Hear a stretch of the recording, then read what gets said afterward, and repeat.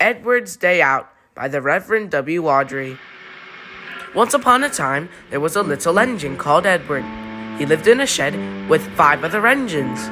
They were all bigger than Edward and boasted about it. They said, "The driver won't choose you again. He wants bigger, stronger engines like us." But for Edward, he hadn't been out for a long time, and he began to feel sad.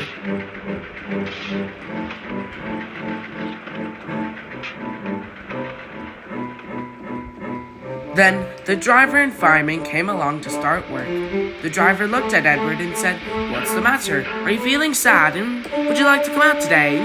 Then Edward said, "Oh yes, please." So, the fireman lit the fire and made a nice lot of steam. Then the driver pulled the lever and Edward puffed away, and he blew his whistle. "Look at me! Look at me! Look at me!" The other engines were very cross at being left behind, and away went Edward to get some coaches.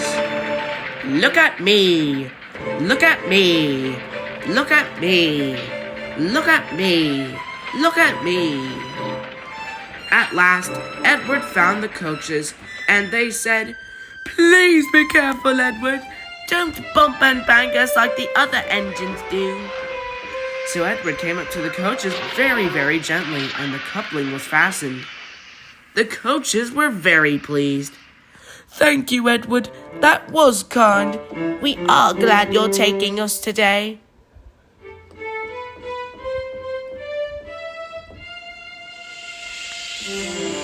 Then they went to the station where the people were waiting.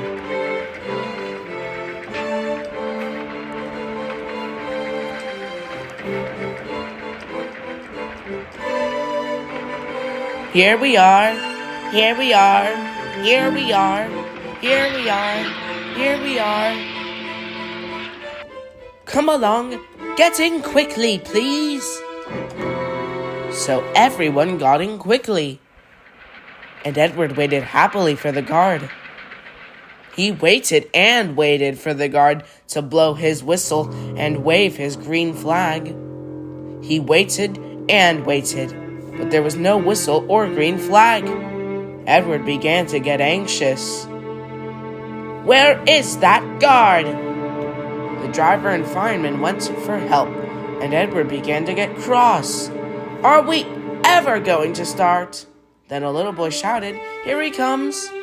And there the guard was, running down the hill, his flag in one hand and his sandwich in the other.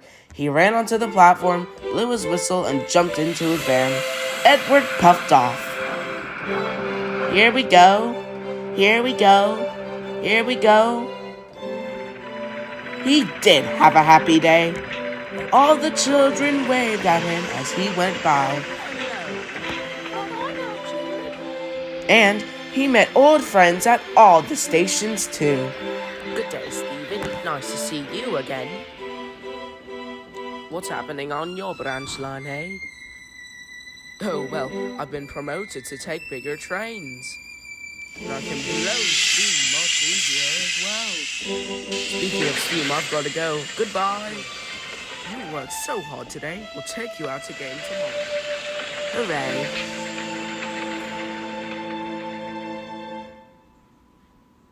He worked so hard that the driver and fireman promised to take him out the next day. He told all the other engines at the shed that night, "I'm going out again tomorrow. What do you all think of that?" But he didn't hear whatever they thought, for he was so tired and happy he had fallen asleep instantly.